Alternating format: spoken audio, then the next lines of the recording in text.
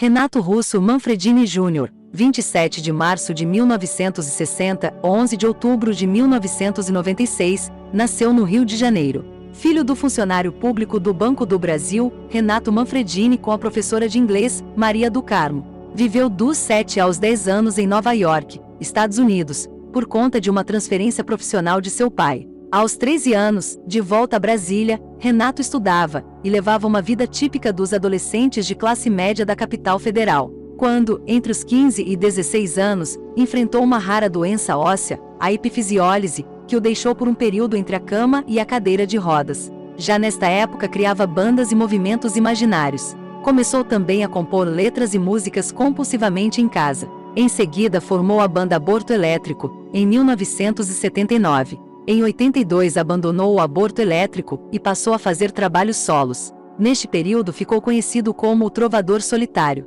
A Legião Urbana surgiu quando Renato se juntou a Marcelo Bonfá, Eduardo Paraná, hoje conhecido como Cadu Lambage, e Paulo Paulista Guimarães, ainda em 1982. E Có Ouro Preto também tocou guitarra em poucos shows do início da banda. No ano seguinte, Paulista e Paraná deixam a formação original, e Dado Villa-Lobos assume a guitarra. Uma gravação demonstrativa chegava às mãos de executivos da Amy Odeon, no Rio de Janeiro. Nesta fase, a banda contou com o importante apoio de Herbert Viana, do Paralamas do Sucesso, que tinha sido contratada pela gravadora, e já os conhecia e admirava. Assim, a Legião Urbana foi contratada para lançar seu primeiro álbum, que foi produzido em 1984 e lançado nos primeiros dias de 1985. Momentos antes dessa gravação, o músico Renato Rocha, o Negrete, passa a integrar a banda como baixista, posto antes ocupado por Renato Russo. A partir dali nasceriam discos marcantes e grandes sucessos. Aborto Elétrico. Aborto Elétrico foi uma banda seminal que deu origem à carreira de Renato Russo como músico, compositor e intérprete. Precedeu a fase de Trovador Solitário e surgiu em 1978. Continha traços do punk, massificado no mundo um ano antes, pelos Sex Pistols. Após se recuperar da doença que o acometia na época, o jovem Renato descobre, incentiva e participa do movimento punk em Brasília. Numa das festinhas organizadas pela galera, Renato conhece André Pretorius, com quem decide formar uma banda.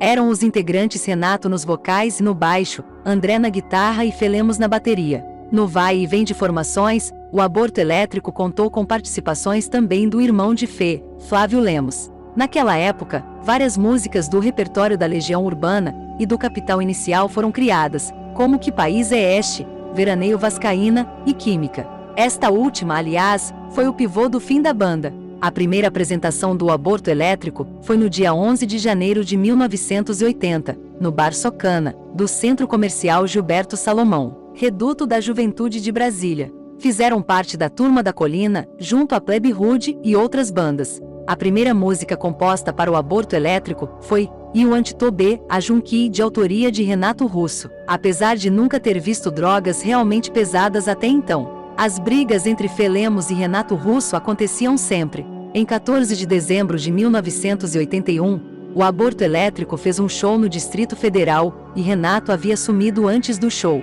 por conta da morte de John Lennon. Felemos ficará irritado. Quando Renato errou uma música, o baterista atirou uma baqueta nele, acertando a cabeça. Renato foi em direção a Fê e decretou o fim da banda. Os irmãos Lemos foram até a casa de Renato e pediram para que eles continuassem, até que Renato topou. Mas quando mostrou a música Química para Fê, o parceiro de banda teria dito que a canção era horrível e que Russo perderá a habilidade para fazer músicas. Então, em março de 1982, foi decretado o fim do Aborto Elétrico. Como numa despedida oficial, Fê chamou Renato para uma última apresentação. Renato foi e o Aborto Elétrico teve a sua derradeira aparição. 6 meses depois do fim da banda, Fê e Flávio Lemos formam o Capital Inicial. Em 1987, André Pretorius morreu de overdose na Alemanha.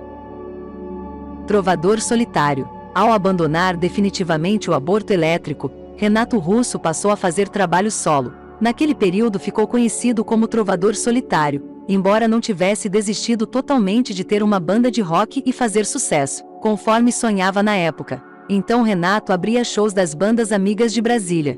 Foi um período de algumas vaias do público punk, mas bem importante para um artista influenciado pelo folk de Bob Dylan e Nick Drake. Fazendo shows com seu violão de 12 cordas, criou músicas como Faroeste Caboclo, Eduardo e Mônica, Música Urbana 2, entre outras. Já cansado de tocar sozinho, no mesmo ano foi em busca de novos parceiros para um trabalho em grupo.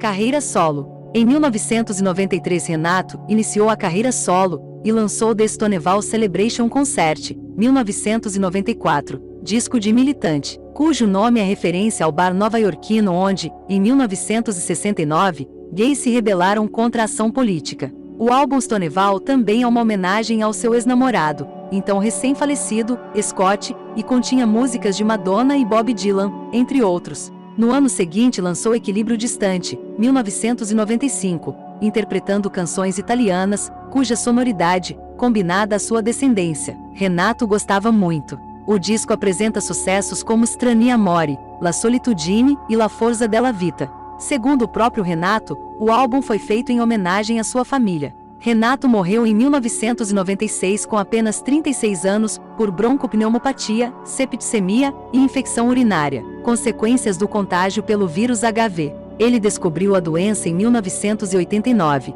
mas nunca assumiu publicamente ser portador. Em 1997 é lançado o disco póstumo, O Último Solo, com gravações inéditas que não entraram em seus CDs solo anteriores. Em 2003, 7 anos após a morte de Russo, a Amy lança Presente, trazendo duetos e trechos de entrevistas gravadas em áudio. Em 2006 surge o CD, DVD, uma celebração gravado pelo canal de TV Multishow, em parceria com a Amy, com músicas interpretadas ao vivo por vários artistas. Em 2008 sai o CD, O Trovador Solitário, com gravações caseiras de Renato em 1982. E em 2010, ao celebrar os 50 anos que Renato Russo faria, a Amy lança o álbum Duetos, montado com gravações de Russo e participações póstumas de vários artistas. O ecletismo é uma das marcas das obras de Renato, que foi gravado por artistas diferentes entre si, como a banda punk argentina Ataque 77 e o cantor romântico brasileiro Nelson Gonçalves.